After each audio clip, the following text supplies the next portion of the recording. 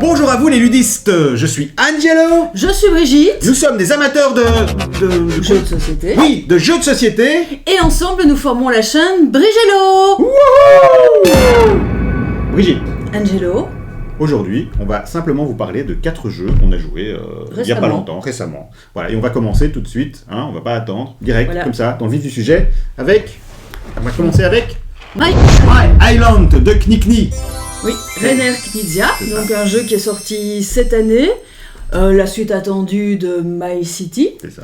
Donc il s'agit en fait d'un jeu qui se déroule en 8 chapitres, chacun construit en fait son île. Chaque chapitre en fait se déroule en 3 parties et pour chaque chapitre on a une enveloppe scellée avec des petites consignes, des éléments en plus, des petits autocollants à coller. On l'a joué, on a déjà fait la moitié de la campagne, on a fait 4 chapitres. Que dire ? Que dire par rapport à My City ? My City, on était très très fans. Très fan, on a adoré. On a fait la campagne, le jeu normal, on a fait le roll and write, et on était grand fans, on attendait vraiment My Island. On peut même dire qu'on est prêt à refaire la campagne à 2, et qu'on a même fait ça, on a même acheté une deuxième boîte pour pouvoir rejouer la campagne à 4 avec des amis. Donc on adore vraiment My City, on est convaincus, et je pense que Knizia avait surpris tout le monde avec et donc là, du coup, on voulait absolument My Island, on voulait l'essayer. Et il y a peut-être un petit chouïa de déception quand même. Une petite déconvenue, on est moins excités clairement par My Island. Bon, disons la thématique c'est une île, c'est vrai que voilà, c'est un peu le même principe de jeu, à chaque fois on a des points en moins si on ne remplit pas certaines conditions, on a des points en plus. On colle les petits autocollants, le perdant a un petit avantage, l'autre coche des petites cases. Mais voilà, il est très sympathique, mais on reste un petit peu sur notre fin. C'est pas comme My City. Il a moins de charme et il est plus sec, plus abstrait. Alors c'est bête de dire ça parce que My City était complètement abstrait, le thème était plaqué. Dans My City, on joue avec des polyomino classiques, avec des formes classiques qui ont un certain charme et qui sont tout de suite... très ludique, hein, le polymino. Ce sont aussi des polyomino, mais qui ont certaines formes... C'est des formes qui sont hexagonaux, voilà, donc ce sont des polyomino hexagonaux de différentes tailles. Ça te perturbe un peu. Moi, je trouve que c'est plus prise de tête, en fait, à placer, et je sais pas, ça a moins de charme, c'est moins marrant, c'est beaucoup plus abstrait, en fait. L'idée étant aussi qu'à certaines parties, on ne peut jouer que sur certaines zones, par exemple la plage... Comme dans My City. La forêt, mais donc du coup, comme les formes sont un peu plus spéciales, on a quand même beaucoup plus d'éléments qui restent vides. Et après, ce qu'il y a aussi, c'est que même si le thème était plaqué dans My City, les éléments qui arrivaient faisaient un petit peu sens et ça créait quand même, ça générait quand même une certaine chaleur, une certaine ambiance. Ici, tout paraît tomber comme un cheveu dans la soupe, chaque changement de règle. Mais voilà, à savoir que quand même, on va jouer la suite, on verra, peut-être. Moi, je suis moins motivé. Normalement, nous, on s'attendait à commencer et à faire tout d'un coup. C'est sûr que c'est un petit peu cheap aussi, parce qu'à un moment, on rajoute des pirates, puis on doit... Attention, pas trop de spoil. Non, on doit mettre un petit autocollant, enfin voilà, il y a des choses... C'est comme dans l'eau. On met un autocollant, on remet un autocollant dessus, puis on remet un troisième autocollant. C'est vrai que là, on fait des surcouches d'autocollants. Oui, c'est ça, voilà. Mais voilà, moi, j'ai quand même très fort envie de terminer moyennement, mais je vais continuer de faire plaisir à Brigitte. Parce que j'ai envie d'aller jusqu'au bout quand même. Peut-être qu'on sera surpris, peut-être pas. Mais je pense, nous on a été déçus, mais le jeu fonctionne, on n'a pas envie de dégoûter les gens. En tout cas, il fonctionne très bien. Si vous aimez ce genre de puzzle, de casse-tête, c'est solo, hein, c'est chacun dans son coin. Puis c'est amusant de découvrir les petites tuiles qui arrivent en plus. Mais si vous n'avez pas My City, il faut clairement jouer à My City et pas à My Island. Et si vous avez joué à My Island et que vous êtes un peu joueur, je pense quand même que vous serez déçus. Après, il y a un effet de redondance aussi, peut-être, qui a joué, c'est que la structure est vraiment copier-coller de My City. On est moins waouh. C'est vraiment la même chose, ça évolue de la même manière. Après, on a été jusqu'à la moitié, donc 4 enveloppes, il y en a 8. Voilà, on va réserver notre avis. On est très fan de Roll and Write, mais un Roll and Write... Mais c'est pas un Roll and Write. Non, mais il sortirait un Roll and Write comme on avait pour My City. Oui.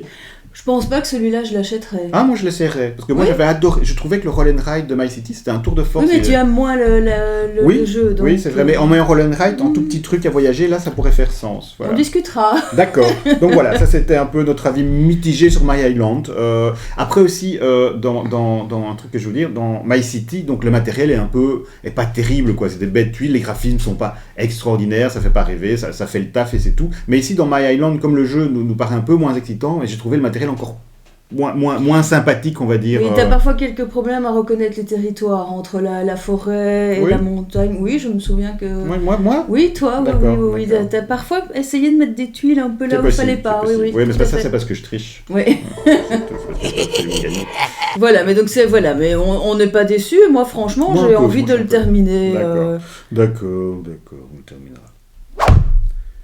Voilà, ça c'était pour My Island. Bon, Brigitte, deuxième jeu qu'on a joué. Dracula contre Van Helsing, un jeu de Pom-Pom, Maxime Rambourg et Théo Rivière. Un jeu pour deux. Oui, c'est vrai, un jeu exclusivement pour deux. Et comme on est deux et qu'on joue ça souvent à deux, ça tombe très bien. Donc celui-là, je voulais l'acheter à Essen et je l'ai loupé parce que le jeudi après-midi, quand j'ai été sur le stand de Mandu Game, c'est l'éditeur original, Mandu Game, qui est un éditeur asiatique, eh bien il n'y en avait plus. Et j'étais pas content. Mais bon, voilà, j'ai pris mon mal en patience et j'ai attendu l'édition française pour nous le procurer. Mm-hmm. On a entendu, avant de jouer à ce jeu, on a entendu que du bien, donc tout le monde disait que c'était un super petit jeu pour deux. Alors qu'est-ce que c'est ? C'est un jeu de cartes en fait, et avec une règle très simple, on pioche une carte, on défausse une carte, et on applique l'effet de la carte défaussée. Donc plus simple que ça, tu meurs. Et à la fin de chaque manche, on compare les cartes de chaque joueur dans différentes régions. Celui qui a la carte la plus forte l'emporte. Si Van Helsing l'emporte dans un quartier, il va enlever des points de santé à Dracula, et Dracula, s'il l'emporte dans un quartier, il va transformer un habitant en vampire. Voilà, parce que chacun de nous, en fait, c'est un personnage. Oui. Je pense que moi, j'étais Dracula. Oui, c'est ça. Et toi, t'étais Van Helsing. C'est ça. Je sais plus qui a gagné, toi. Je pense que c'était moi. Après, c'est un jeu asymétrique, mais c'est un jeu faussement asymétrique. C'est un jeu asymétrique dans la condition de victoire. Mais sinon, la mécanique de jeu est exactement la même. On joue avec le même paquet de cartes. Si ce n'est qu'il y a des différence. objectifs différents. C'est l'objectif pour gagner. Tu devais me retirer des points de vie, et moi, je devais Van Helsing doit tuer Dracula, vampiriser. et Brigitte devait retourner 4 pions dans un même quartier. Ce qui n'est pas si évident. Voilà. Donc, ce jeu a des très bonnes critiques partout. Et alors, notre avis, ça va être très simple et très rapide. On a apprécié. C'est excellentissime. Voilà, comme petit jeu rapide pour deux, difficile. Oui, c'est pas bien long. Hein. Non, les c'est pas bien long. explications se font assez rapidement. Oui, tout à fait. Voilà, donc c'est très chafouin, quoi. Hein. C'est très. Moi, j'aimais bien aussi le matériel parce qu'on a une petite, comme un petit support en fait où on peut poser les cartes. Les cartes sont quand même assez rigides, bien épaisses. Ça m'a rappelé des cartes d'Anafuda, l'épaisseur des les cartes dessins d'Anafuda sont très bien. Oui, le matos est vraiment très, très bien. Oui, on peut le citer, c'est Weberson Santiago. Donc c'est vrai que c'était très beau dessin. C'est un jeu très agréable qu'on sort rapidement finalement. Oui. Et, voilà. Un jeu qu'on pourrait prendre en vacances. Je regrette un peu qu'il soit pas même plus petit parce que voilà, je me demande si je vais pas faire une petite boîte pour pouvoir l'emporter plus facilement. Voilà. Donc Dracula va être contre Van Helsing, on a été conquis, vampirisé. On valide. Voilà, on valide complètement. Très bien. Alors Angelo, le troisième jeu, Rats of Wistar. Alors un jeu également qui est sorti cette année, en fait les 4 jeux qu'on vous présente sont sortis cette année. C'est un jeu de Danilo Sabia et Simone Luciani. Donc c'est un jeu de pose d'ouvriers, gestion de ressources, combo de cartes. Oui. C'est bon. 5 manches. Je sais plus. Oui, je pense que c'est 5 manches. Oui, c'est 5 manches, 5 tours de jeu. Voilà, 5 tours de jeu. 3 ouvriers à poser. Voilà, on a des rats, on a des rats, des souris, on a différentes actions. On est que des rats. Voilà. Mais on utilise des rats mutants, souris, des rats échappés dans le laboratoire. Différentes actions à chaque partie. On peut construire des lits, on peut faire excaver pour faire des lits. Oui, donc on a son plateau qui est son terrier. Donc là, on peut développer son terrier. Puis on peut partir à la découverte, on peut explorer une maison. Donc on a un rat explorateur qui explore une maison, donc on doit remplir des missions dans cette maison, récolter des choses. On peut placer des cartes, alors ça les cartes c'est quand même assez important, c'est des combos. C'est vraiment un cœur du jeu je pense. Il y a une rondelle, c'est une mécanique de pose d'ouvrier avec une rondelle qui tourne à chaque tour, sur laquelle on va faire une action principale et une action secondaire. La rondelle sert à changer l'action secondaire à chaque fois en face de l'action principale. Donc on peut jouer jusqu'à 4 personnes. Oui. Nous on l'a joué à 2 et à 3. Ouais. Donc très bien. Oui. Enfin, Petit truc dans la mécanique aussi qui est intéressant pour la pose ouvrier. Donc on a 3 ouvriers principaux qui sont nos chefs rats. On pose un rat et la puissance de l'action qu'on va faire dépend des petits ouvriers qu'il y a en face de l'action qu'on va déplacer tout aussi autour de la rondelle. Donc ça c'est assez marrant aussi parce que c'est une double mécanique. Et en fonction du nombre de joueurs, ben voilà, parfois il n'y a qu'une seule possibilité, une seule case. Oui, parce que comme et tous donc, les jeux, il y a du voilà, blocage donc, évidemment. il y a du blocage. Moi je l'ai préféré à 3 qu'à 2 parce que ça ouvrait plus le jeu, surtout dans la maison. On explorait plus facilement, on retournait plus facilement les cartes. Donc j'ai trouvé ça 3 maximum, parce que 4 à mon avis, il est un peu long. Peut-être, oui, sûrement, comme ce genre de jeu. Voilà, mais les illustrations sont très sympathiques. Oui, et la thématique est très originale. Et pour une fois, dans un Eurogame comme ça, elle marche plutôt bien. Donc c'est pas un thème historique classique, ce sont des petits rats qui vont courir un peu de tous les côtés. Et ça fonctionne, ces petits rats qui vont dans la maison, etc. Aussi, oui, franchement, moi qui suis fan des meeples, là, les meeples sont vraiment très chouettes. Les illustrations apportent un peu de fraîcheur dans le monde du jeu de l'Eurogame. C'est pas un jeu compliqué, mais il faut quand même pouvoir... Là je me suis fait avoir quand on a joué à 3 à cause des combos. Oui, tout à fait. T'as mal géré, en fait. C'est-à-dire que les cartes n'arrivaient pas dont j'avais besoin, et donc mes adversaires n'arrêtaient pas de jouer des cartes, et donc avaient beaucoup plus de très combos focalisé que moi. là-dessus. Voilà. À propos de ça, donc en fait... il est présenté comme un jeu de pose ouvrier, mais derrière cette mécanique de pose ouvrier, il y a un vrai jeu de cartes combo très riche. Il y a 2 gros paquets de cartes, les inventions de base et les inventions avancées. Et donc, il y a une action qui permet d'acheter des cartes et puis de déposer des cartes. Et c'est un jeu de cartes combo redoutable. Moi, j'étais un grand fan de Race for the Galaxy. Je vais mettre en incrustation une petite image ici. Donc, c'était une de mes mécaniques préférées pendant longtemps. Et je m'étais un peu lassé de ça. Après Terraforming Mars, les jeux de cartes combo, j'en avais un peu jusque-là. Et là, le jeu me réconcilie avec ça. Je trouve que ça fonctionne très bien. C'est très frais. J'ai adoré la mécanique de jeu de cartes. Le plateau est assez grand. Hein, le plateau est grand, il prend de la place, donc il faut le savoir. Mais franchement, j'ai bien aimé. Au début, évidemment, les explications de comment je vais m'en sortir, par où commencer. Mais au final, c'est assez logique. Et en fait, voilà. Les missions visibles, il y a des objectifs à remplir pour tout le monde. Des missions dans la maison, tout le monde peut les remplir aussi. Les cartes qu'on va piocher vont un peu diriger une stratégie. Logiquement, on n'est jamais coincé puisqu'on a un peu une action de la loose. Oui, il y a l'alchimiste qui permet toujours de faire quelque chose. On peut faire si on nous a piqué nos places, finalement. Tout à fait. Donc c'est très bien. Alors, j'ai vu partout que il était présenté plutôt comme un jeu de pose ouvrier plutôt moyen, pas trop lourd. Quand même, il y a quand même beaucoup de choses les règles sont pas compliquées, mais il faut penser à beaucoup de choses, il faut se concentrer sur beaucoup de choses, donc c'est pas si léger que ça. Comme jeu. Il faut faire des choix parce que parfois on se retrouve coincé si on n'a pas assez de matériaux aussi, donc ou on se retrouve coincé parce qu'on reçoit des avantages avec les combos et on ne sait pas en bénéficier parce qu'on n'a pas assez d'espace libre pour placer par exemple. Oui, il faut faire attention. En fait, tout est intriqué, hein, donc c'est vraiment les auteurs qui font des jeux avec des mécaniques intriquées, donc il faut tout tenir à l'œil parce que tout influence tout le reste, quoi.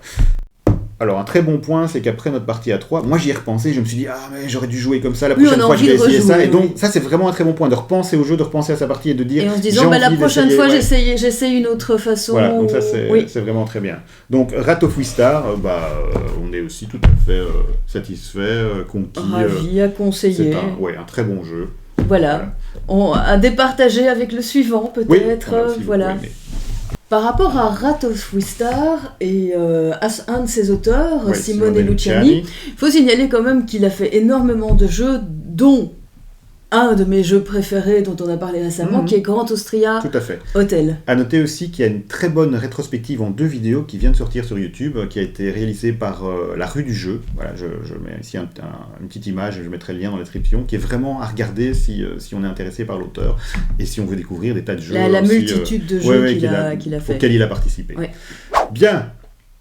Le dernier jeu dont on va parler, attention messieurs, dames, c'est Évacuation de Vladimir Sushi, ou Sushi, ou Sushi, comme vous voulez. Mais je sais pas comment... pas comme les sushis. Voilà, je ne sais pas comment on le prononce. Sushi, on va dire. Sushi, voilà.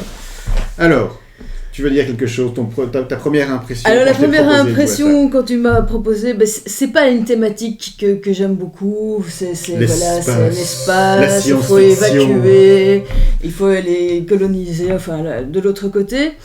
Mais voilà, bon, Angelo va expliquer en gros les grands principes, mais au final, finalement cette thématique n'est pas du tout, pour moi qui n'aime pas trop ça, dérangeante, et j'ai vraiment apprécié. Oui, on a beaucoup aimé.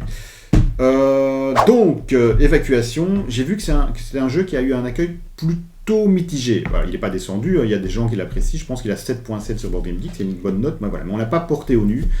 Je comprends pas trop pourquoi. Donc la thématique est vraiment originale. Donc on a l'ancien monde, on a une planète, on a une vieille planète qui se meurt et une nouvelle planète à coloniser. Et donc il faut déplacer toutes les infrastructures de la vieille planète vers la nouvelle.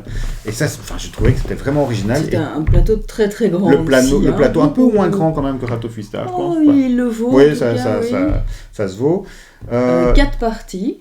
4 manches. 4 tours par partie, exactement. Voilà. Moi, j'ai été vraiment conquis d'abord par la thématique, je trouve fonctionne très bien. La mécanique, c'est une mécanique à son tour de jeu, on peut faire autant d'actions qu'on veut, mais évidemment, plus on fait d'action, plus ça va nous coûter de l'énergie. Donc à un moment donné, on est bloqué et ça s'arrête. Après ça, il y a une phase de transport, on a acheté des vaisseaux, on va transporter des infrastructures et des ressources de la vieille planète vers la nouvelle planète. Il faut nourrir la population. Il faut nourrir la population. Après, tout ce qu'on a construit et développé sur la nouvelle planète, il faut le coloniser réellement sur la planète. Et là, en fait, c'est du pur jeu d'optimisation du début à la fin qui est passionnant. Il y a 2 modes de jeu, un mode course et un mode purement au point. Nous, on a joué 2 fois le mode course, donc c'est-à-dire que le jeu s'arrête quand un joueur atteint un certain objectif. Il faut avoir 3 stades et ses ressources doivent toutes être atteintes. Oui, il s'arrête à la 4 et à la fin. Ou à la fin de la manche si personne n'a atteint l'objectif. On n'a pas encore essayé au point, on essaiera parce qu'il y a des objectifs personnels, il y a des cartes spéciales, on n'a pas joué avec les cartes spéciales.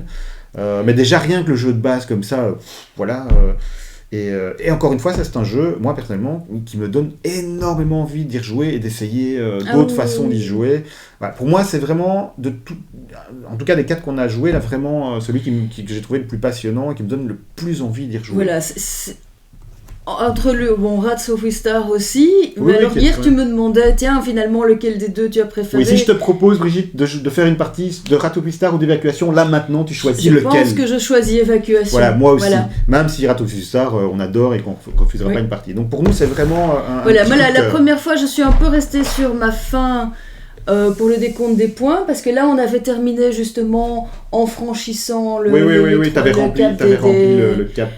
Mais finalement t'as gagné quand même, parce qu'au début, la première partie, j'ai fait une erreur de règle. Hein. Ces derniers temps, je lis les règles un peu. Mais c'était un petit peu, voilà, ça restait quand même, la fin était un peu frustrante. Bon, la deuxième partie, finalement, on a joué tout à fait autrement, donc... Non, franchement, il est très bien. Oui. Il est quoi on a joué quoi, une bonne heure quart, 1h30. Oui, à 2, c'est déjà une bonne heure. Donc à mon avis, ça se joue jusque combien ? Jusque 4. À 4, ça peut monter à 3 heures, je pense, facilement. Peut-être pas, mais voilà, si... Ça dépend la rapidité des joueurs. Alors, un point sur les règles. Les règles sont très bien écrites, tout est dedans. Mais c'est pas des règles qui vous prennent par la main gentiment pour vous expliquer le jeu, donc voilà, c'est plutôt pour joueurs qui ont l'habitude de lire des règles de jeu un peu plus costauds. Voilà, donc ici, vous loupez la moindre phrase et pouf, toute l'expérience est gâchée. Donc il faut vraiment prendre le temps. Et c'est aussi la première fois qu'on jouait à un jeu de Vladimir Sushi. Non, on a joué à un autre, mais là je me souviens plus lequel. Parce que tu m'as toujours dit, oh là là, c'est quand même des jeux assez compliqués. Ça me reviendra, je le mettrai en... Mais ça ne t'a pas marqué finalement. En incrustation. Si, mais je ne sais plus lequel, mais je sais qu'on en a joué un autre. Voilà, c'est tout pour aujourd'hui. Voilà, 4 jeux qu'on rejouera volontiers. Oui, tout à fait. Sauf My Island, moi je le rejouerai moins volontiers. Moi je veux le terminer et on le terminera. Voilà, merci à vous d'avoir regardé cette vidéo. On vous retrouve, si tout va bien, la semaine prochaine. Oui, ça on verra, parce que c'est quand même la période des fêtes approche, c'est bien plus compliqué. C'est sûr qu'on sera un petit peu occupé. N'hésitez pas à vous chouchouter, à activer le mode « Je ne suis pas une cloche » et à appuyer sur tous les boutons que vous voulez. Ciao.